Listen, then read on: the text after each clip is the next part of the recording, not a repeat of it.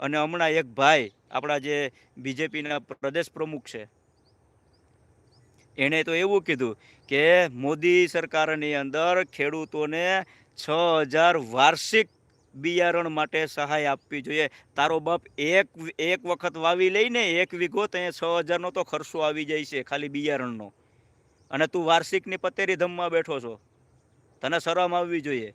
આવા અભણ લોકોને, જેને ખેડૂતનું કેલ્ક્યુલેશન નથી આવડતું, ખેડૂતોને દવાનો કઈ રીતના ખર્ચ આવે, ખેડૂતોને બિયારણનો ખર્ચો કઈ રીતના આવે, ખેડૂતોને એ પાક તૈયાર થાય ત્યાં સુધીમાં કેટલો ખર્ચો આવે, એને જેને ખબર નથી પડતી, એવા 6,000 વાર્ષિકની એલાન કરે છે.